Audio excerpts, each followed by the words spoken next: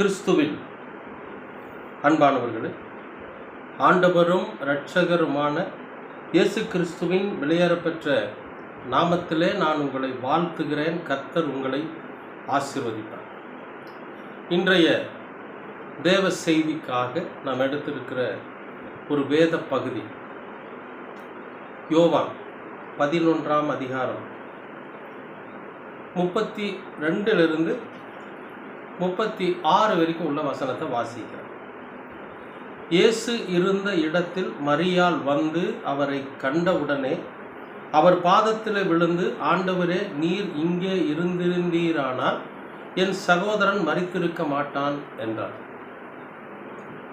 அவள் அழுகிறதையும் அவளோடு கூட வந்த யூதர்கள் அழுகிறதையும் இயேசு கண்டபோது ஆவியிலே கலங்கி துயரமடைந்து, அவனை எங்கே வைத்தீர்கள் என்றார். ஆண்டவரே, வந்து பாரும் என்றார். இயேசு கண்ணீர் விட்டார். அப்பொழுது யூதர்கள், இதோ இவர் அவனை எவ்வளவாய் சிநேகித்தார் என்றார். அன்பானவர்களே, ஒரு நல்ல நட்புக்கு பாத்திரமாய், ஒரு நல்ல நண்பனாய் அந்த இடத்துல இயேசு கிறிஸ்து நடந்திருக்கிற அந்த சம்பவம் நமக்கு ஒரு மிகப்பெரிய ஒரு பிரமிப்பை ஊட்டுது. ஏன்னா முதல்ல சொல்லிடுற, இயேசு கிறிஸ்துவுக்கு அந்த லாசருக்கு ஒரு நல்ல நண்பன்.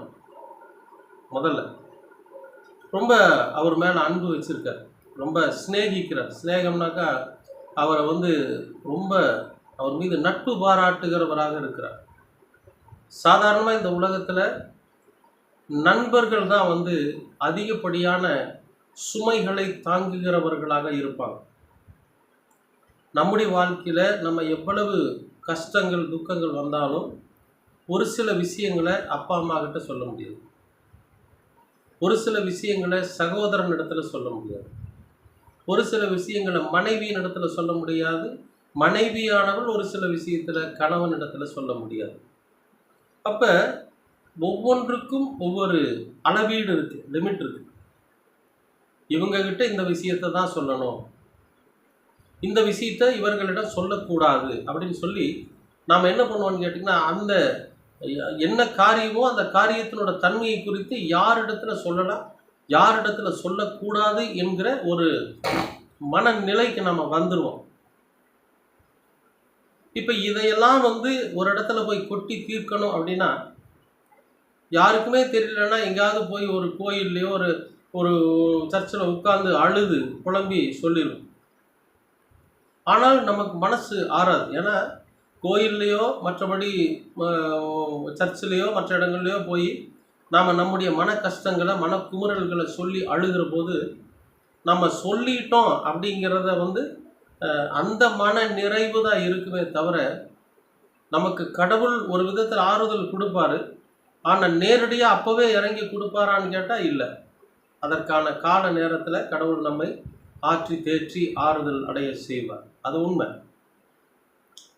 ஆனால் உடனடியாக நமக்கு எல்லா விஷயத்திலும் சரி, எந்த விஷயமா இருந்தாலும் சரி, அதை போய் நம்ம மனபாரத்தை இறக்கி வைக்கணும் அப்படின்னா அதை கேட்டு மற்றவர்களிடத்தில் அதை சொல்லி நம்ம ஏளனம் பண்ணாத ஒரு நல்ல நண்பன் நமக்கு வேணும், இல்லையா? நம்முடைய ரகசியங்களை தெரிஞ்சுக்கிட்டு ஒரு நாளைக்கு நம்மளை அதை வச்சு பிளாக்மெயில் பண்ணுறது. இன்றைக்கி நிறைய பேர் என்ன பண்ணுவாங்கன்னா, ஒரு யதார்த்தமாக பழகுவாங்க, அவர்களுடைய வீக்னஸ் எல்லாம் தெரிஞ்சுக்குவாங்க, அதை வச்சு அவங்கள என்ன பண்ணுவாங்கன்னு கேட்டிங்கன்னா பிளாக்மெயில் பண்ணுவாங்க, மிரட்டுவாங்க. மிரட்டி அவங்ககிட்ட இருக்கக்கூடிய பணத்தையும் பொருளையும் வாங்கிறதுக்கு முயற்சி பண்ணுவாங்க. அது ஒரு நல்ல நட்பு கிடையாது. அப்போ நல்ல நண்பன் அப்படின்னா யாரு அப்படின்னா, நம்முடைய கஷ்டத்திலையும் நம்முடைய துக்கத்திலையும் நம்முடைய வேதனையிலையும் பங்கெடுக்கிறவங்க தான் நமக்கு நல்ல நண்பன். அப்போ நாமும் ஒரு நல்ல நண்பனாக இருக்கணும் மற்றவர்களுக்கு. நம்ம யாரிடத்துல பழகுறோமோ, நம்மிடத்துல யார் பழகுகிறார்களோ அவர்களுக்கு நாம் ஒரு நல்ல நண்பனாக இருக்கணும். அப்படி ஒரு நல்ல நண்பன் தான் இந்த லாசருக்கு இயேசு கிறிஸ்து. அவர் லாசரு இறந்துடுறார். இப்போ அவர் இறந்துட்ட செய்தி யாருக்கு வருதுன்னு கேட்டிங்கன்னா, நம்ம இயேசு கிறிஸ்துக்கு வந்தாச்சு. இப்படி வந்து லாசரு இறந்துட்டாரு, அங்கெல்லாம் அழுதுட்டுருக்குறாங்க அப்படிங்கிற செய்தி வந்து இயேசு கிறிஸ்துக்கு வந்தது. அப்போ அங்கே போகணும், போய் தன்னுடைய நண்பனை பார்க்கணும். அதுக்கு போகிறதுக்கு புறப்படலாங்கிறப்ப சீசர்கள் சொல்கிறாங்க, என்ன சொல்கிறாங்க? அதற்கு சீசர்கள், இவர் மறுபடியும் யூதேயா தேசத்துக்கு போகணும்னு சொல்கிறாரு. அங்கே சொல்கிறாரு, ரபி, இப்பொழுதுதான் யூதர்கள் உம்மை கல்லெறிய தேடினார்களே, மறுபடியும் நீர் அவ்விடத்திற்கு போகலாமா என்றார். இப்போ தான் உங்களை கல்லெறியதுக்கெல்லாம் தேடுறாங்க. யூதர்கள் எங்கெங்கே இருக்கிறாங்களோ அங்கெல்லாம் உங்களை என்ன பண்ணுறாங்க? கல்லெறிஞ்சு கொள்றதுக்கு தேடுறாங்க உங்களை. அப்போ நீங்கள் அங்கே போனீங்கன்னா அங்கேயும் யூதர்கள் தான் இருக்கிறாங்க. அதாவது அந்த லாசரு இறந்த இடத்துலையும் யூதர்கள் தான் அதிகமாக இருக்கிறாங்க. அவங்க உங்கள் மேலே கல்லெறிவாங்க. மறுபடியும் ஏன் அந்த தேசத்துக்கு போகிறேன்னு சொல்கிறீங்க அப்படின்னு சீசர்கள் கேட்குறாங்க. ஆனால் ஆண்டவர் அதை பொருட்படுத்தலை, போகணுங்கிறார். ஏன்னா எனக்கு கல்லடி விழுந்தாலும் பரவாயில்ல, என்னை அவர்கள் தண்டித்தாலும் பரவாயில்ல, கல்லெறிஞ்சு என்னை காயப்படுத்தினாலும் பரவாயில்ல, என்னுடைய நண்பனுக்காக நான் போய்தான் ஆகணும்னு அவர் அங்கே போகிறார். அப்போ எவ்வளவு உயர்ந்த நட்பு பாருங்க, அந்த நண்பன் மேலே எவ்வளோ ஒரு பாசம் வச்சுருப்பாங்க பாருங்க. அதுதான் உண்மையான நட்பு. நீங்கள் வேதத்தில் முழுசு வாசித்து பாருங்கள், சுவிசேஷ நூல்களில் 2 இடத்துல இயேசு கண்ணீர் விட்டதாக சொல்லியிருப்பாங்க. கண்ணீர் விட்டதுன்னா அழுது மனம் வியாகுலப்பட்டு அழுது வந்து ஒரே இடத்துல தான். எங்கேன்னு கேட்டிங்கன்னா இங்கே லாசருடைய மரணத்தில் தான். ஒரு தேசத்தை பார்த்து அவர் வந்து அழுது கண்ணீர் விட்டார் அப்படின்னு சொல்லி, கண்ணீர் விட்டு அழுதாருன்னு சொல்லி இருக்கும். லூக்காவில் வந்து 19ஆம் அதிகாரத்தில் வந்து 21, 24 அந்த வசனங்கள்ல இருக்கும். அது ஒரு தேசத்தை பார்த்து அழுவார், அது பொதுவான விஷயம். ஆனால் மனமுருகி மனவேதனையோட ஒரு தனி மனிதனுடைய மரணத்திற்காக கண்ணீர் விட்டு அழுதிருப்பார் அப்படின்னா அது லாசருடைய மரணத்தை குறிச்சுதான். இப்போ கடவுள் வந்து என்ன பண்ணுவாருன்னு கேட்டிங்கன்னா அந்த இடத்துல கண்ணீர் விட்டு அழுதுருப்பார். இயேசு கண்ணீர் விட்டார். அங்கே இருக்கிறவங்களாம் சொல்லுவாங்க, எவ்வளவு ஆழமாக இவரை சிநேகிச்சிருப்பார், நட்பு எவ்வளவு இவன் மேலே ஒரு அன்பு வச்சிருந்திருப்பாரு, இந்த மனுஷனே அழுகிறாரு அப்படிங்கிற அந்த மக்கள் பேசிகிட்டு இருக்கிறத வேதத்தில் எழுதுறாங்க. அன்பானவர்களே, ஆண்டவர் சொல்கிறாரு யோவான்ல, ஒருவன் தன் சிநேகிதனுக்காக தன் ஜீவனை கொடுப்பதிலும் அதிகமான ஒரு அன்பு எதுவும் இல்லை. அப்போ நண்பனுக்காக உயிரை கொடுக்கணும், தப்பே இல்லை. ஏன்னா நட்பு அவ்வளவு உயர்ந்தது. சொந்த பந்தத்தை விட, உறவுகளை விட நட்பு என்பது அவ்வளவு உயர்ந்த ஒரு விஷயம். இந்த நட்பு பாராட்டுகிற போது மட்டும்தான், அந்த நட்புல மட்டும்தான் மொழி, மதம், இனம், ஜாதி, நாடு என்கிற வேறுபாடு இருக்கு. இப்போ இவர் வராரு பாருங்க, லாசரு இறந்திருக்கிற இடத்துக்கு போனால் உங்களை கல்லெறிஞ்சு கொள்ளுவாங்க, யூதர்கள்லாம் இருக்கிறாங்க, உங்களை கல்லெறிஞ்சிருவாங்கன்னு சொல்கிறாரு. இருந்தாலும் பரவாயில்ல, என் நண்பனுக்காக நான் போகிறேங்க. ஒருவன் தன் சிநேகிதனுக்காக தன் ஜீவனை கொடுப்பதிலும் அதிகமான அன்பு வேற ஒன்று. அப்போ நம்மளெல்லாம் ஆண்டவர் என்ன சொல்கிறார்? நான் உங்களுக்கு சிநேகிதனாக இருக்கிறேங்க. நான் உங்களுக்கு, நம்ம எல்லாருக்கும் அவர் எப்படி இருக்காரா? ஒரு சிநேகிதனை போல இருக்கிறார், ஒரு நண்பனை போல இருக்கிறார், ஒரு நல்ல நட்பு பாராட்டுகிறவராக இருக்கிறார். அன்பானவருடைய நட்புக்கு இலக்கணமான ஒரு காரியம் தான். ஏன்னா நட்பு என்பது இருமாப்படையாது. ஏன்னா அது உண்மையான அன்பு. என்னுடைய முன்னேற்றத்தில் என் நண்பன் வந்து அவ்வளவு ஒரு அக்கறை கொண்டு இருப்பான். அது மாதிரி அவனுடைய முன்னேற்றத்திலையும் நான் வந்து அக்கறை கொண்டவனாக இருப்பேன். அப்போ தான் அது வந்து ஒரு உண்மையான நட்பு, உயர்ந்த நட்பு. நீங்கள் உலகம் முழுசும் பார்த்தீங்கன்னா நட்பு பாராட்டுகிற நாடுகள் தான் மேலோங்கி. அப்போ தொடர்ந்து நம்முடைய வாழ்க்கையில் நாம் ஒரு நல்ல நண்பனாக இருக்க கற்றுக்கணும். இயேசு கிறிஸ்து மாதிரி. லாசருவை பார்க்க வந்து நான் அழுகிறேன், எங்கே வச்சுருக்கிறீங்கன்னு கேட்குறேன். பாருங்கள், இங்கே தான் வச்சுருக்குறோம், 4 நாள் ஆயிடுச்சு, அது நாரி போயிருக்குமே நான் சொல்கிறேன். அந்த நாரி போன நண்பனை பார்த்து கண்ணீர் விடுறாரு. எப்படி இருக்கும் நினச்சி பாருங்க. தான் சிநேகித்தவர், தன் மீது ஒரு உயர்ந்த அன்பு வச்சுருந்தாரு, இவர் அவர் மேலே அன்பு பாராட்டி இருந்தார். ஒரு நல்ல நண்பன். சீசர்கள் வேற, இவருக்காக இருந்த சீசர்கள் வேற. எந்த சீசர்களுக்காகவும் அவர் அழுகலை, ஆனால் நண்பனுக்காக அழுகிறார். அவ்வளவு நட்பு அவ்வளவு உயர்ந்தது. இதில் என்ன இந்த நட்புக்கு இலக்கணமாக என்ன சொல்லுதுன்னு கேட்டிங்கன்னா, கடவுள் மனிதனாய் அவதரித்து வந்தாலும் அந்த மனிதனுடைய வாழ்க்கையில ஒரு நட்பு பாராட்டணும் அப்படின்னா ஒரு நல்ல நண்பன் வேணும். கடவுளே மனுஷனா வந்தாலும் அந்த மனிதனும் நட்பு பாராட்டுகிறவராக இருக்கணும். ஒரு நல்ல நண்பனை தேடுகிறவராக இருக்கணும்.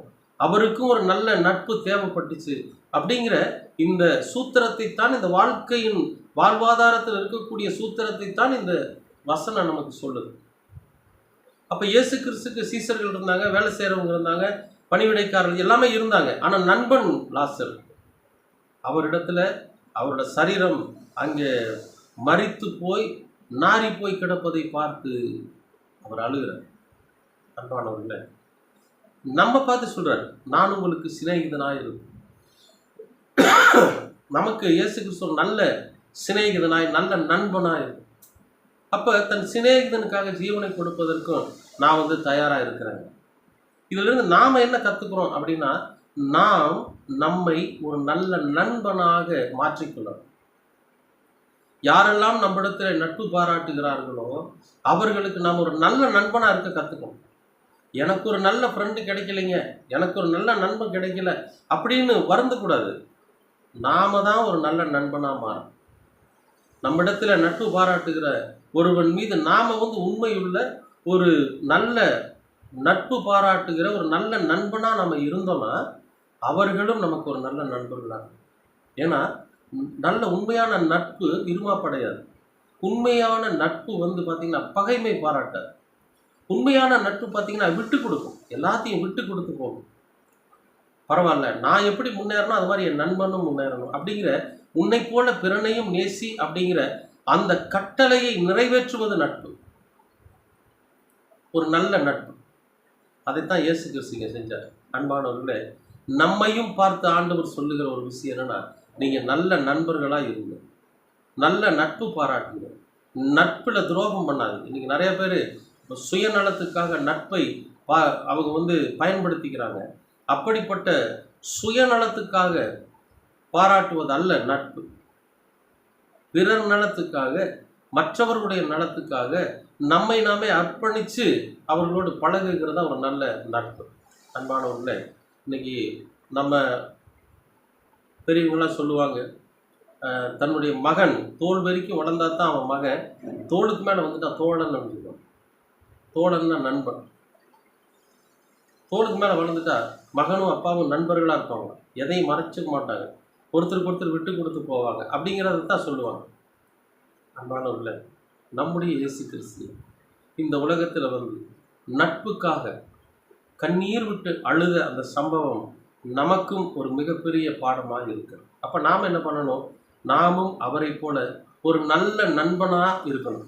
மற்றவர்களுக்கு நல்ல நட்பு பாராட்டுகிறவர்களாக நாம் இருக்கணும்.